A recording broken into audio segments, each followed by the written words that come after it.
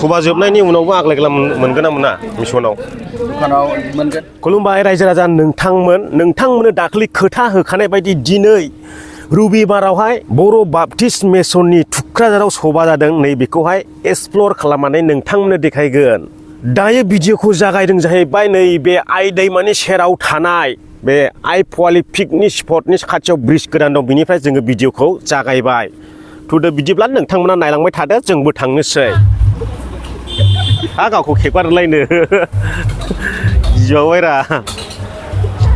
गावखौ खेबदों होननानै गिबावबाय नै दायो जोङो मेन लकेसनाव सफैबाय दाख्लै नोंथांमोना नुखादों आङो नोंथांमोननो देखायखादों बेखौहाय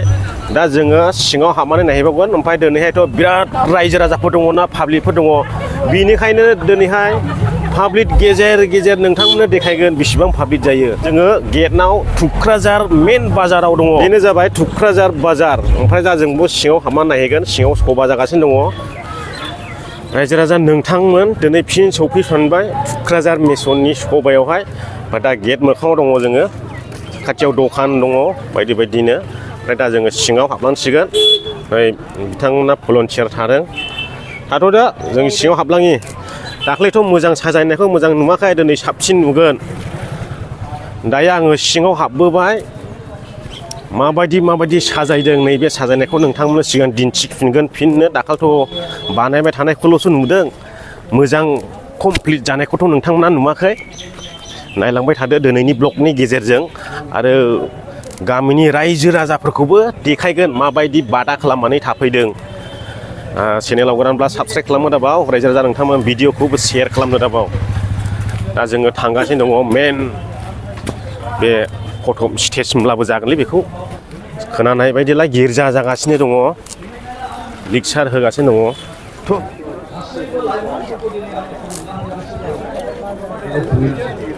दायो बै फट' लाग्रा हाबनो मोनथ'वा गिर्जा जागासिनो दङ ओरै मा खालामो डक्टर हस्पिटाल दा माखासे गिर्जा जागासिनो दङ नालाय बेयावहाय इसोरनि गोथार बिजाब बाइबेल फानगासिनो नै बे 550 बे 400 नैबे 150 नैबे 200 नैबे 3000 200 सोरबाफोर बायनोब्ला गोगोमथारनै सोरबाफोर लानो गोसो दङ लानाया सभा जोबब्लाबो मिसनावबो मोनखागोन दा आग्लायोब्ला मोननो हागोन बर' मेथाइनि जौनाय एरिया इउथ कमिटिनि केलेन्डार बे बर' मेथाइ बोरै खोन्थादे उल्था जाबाय दा मेथाइआ बेनो ने औ मेथाइआ बेनो बे भिडिअ बाइबेलालाय बाइबेला नै कमिटिखौ हेफाजाब होनो हागोन 450 बियो आरो लेखा एरिबो दंजोबो नै बाइबेल दं बायदिसिना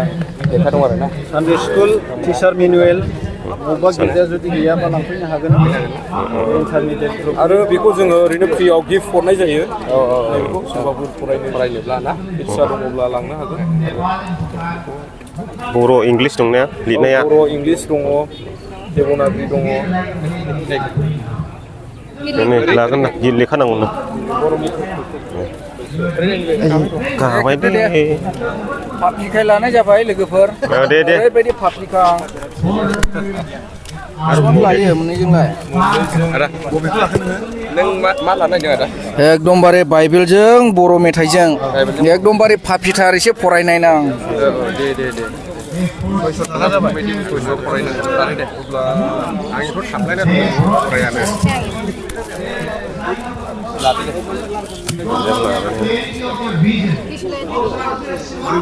ओरैनो मा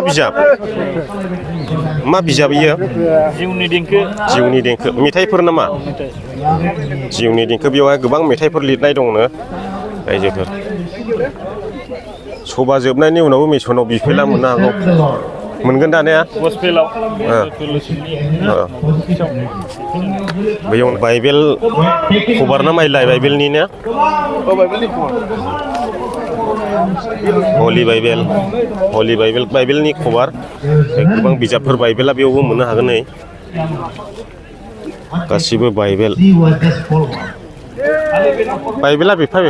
सार बिफा बे 550 बिलाय माने गिदिर गोरलै दङ जाहैबाय गोसो बायदि लानो हागोन नोंथांमोना सभा जोबनायनि उनावबो आग्लायग्ला मोनगोन ना मोना मिसनाव दखानाव मोनगोन दा लांफैनो हागोन नोंथांमोना जायफोरनो नांगौ गोथार बिजाब बे मा ख्रिस्ट'नि बर' मेथाइ नैबे जायगायाव हाबनो मोनथ'आ होनदों हनै हाबहैदों गिर्जा गवाब्ला हाबनो मोनानो बेनिखायनो जोङो ओंखारनानैहाय गामिनि थाफैनाय देराफोरखौ नायदिङायसै बबे बबे गामिनि दङ ना मा होनो मा गामिनि गासैखौबो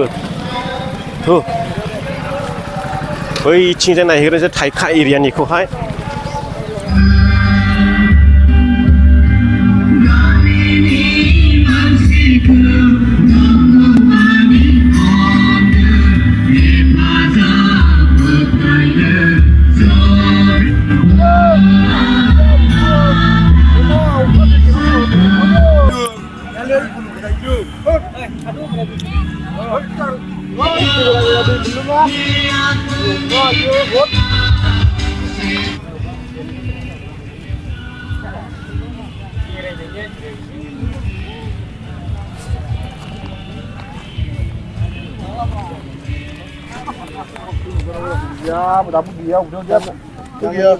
सानावथ' हाबनो मोनाखिसै आङो मोनायावसो नै हाबफैबाय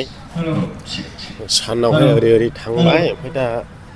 मोनायावहाय खयथानिफ्राय गिर्जा जायो मिथिया दा आं हाबफैदों ओमफ्राय मानसिया दा रावबो गैया बाहेरायाव दंजोबो गावबागाव देरायाव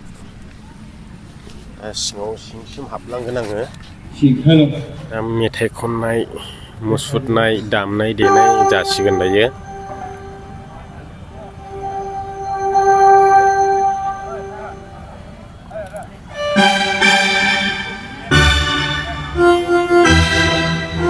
रोजाबनायफोरजों इसोरखौ बाख्नायनानै जों जाहाथे खौसे हायो बयखौबो खावलायहरनाय जायो जाहाथे